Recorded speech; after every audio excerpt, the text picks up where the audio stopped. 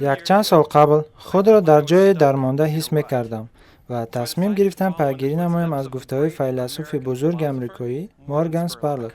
کوشش عملی کردن چیزی نو در دوام 30 روز. راه اندازی این قایه به‌نهایت ساده میباشد. فکر کنید آید آن چیزی که دائم می‌خواستید عوض کرده باشد در حیات شما و کوشش عملی کردن آن را در 30 روز آینده نمایید. این مدت وقت کفایت است برای پیدای خصلت نو و یا دست کشیدن از آن.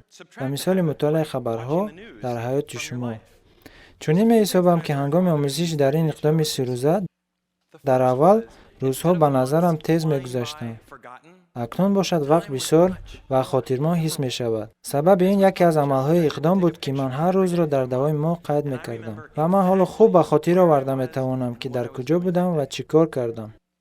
اینچنین در این اقدام باوریم به خود زیاد شد آن وقتی که هدفهای زیاد و مشکلتر می گذاشتم. من از عادتی در نزد میز بودن تغییر یافتم تا به شخصی با دوچرخه به کار می رفته برای خوشحالی. سال گذشته من در کوه کلیمانجارو یک از کوههای بلندترین افریقا بودم که قبلا در من این گونه سرگذشت نبود.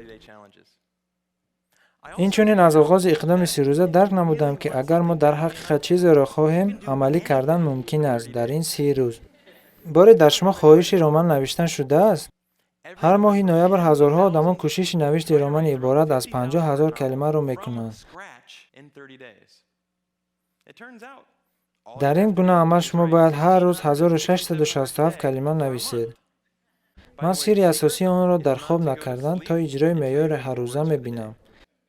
شما شاید به خوبی را حس کنید، لیکن میتوانید رمان خود را به اتمام رسانید.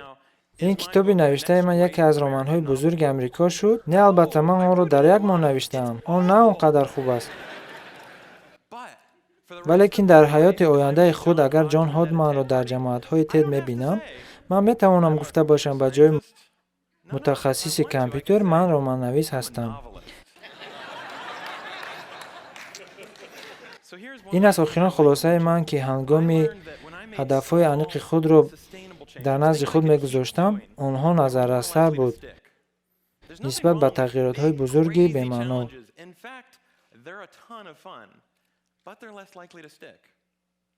هنگام دست کشیدن از شیرینی در دوام 30 روز، روز 31 به نظرم چنین بود. خب این است سوال من به شما، چرا انتظار هستید شما؟ با باوری گفتن میتوانم که 30 روز دیگر نیز میگذرد، ما این را خواهیم و یا نه؟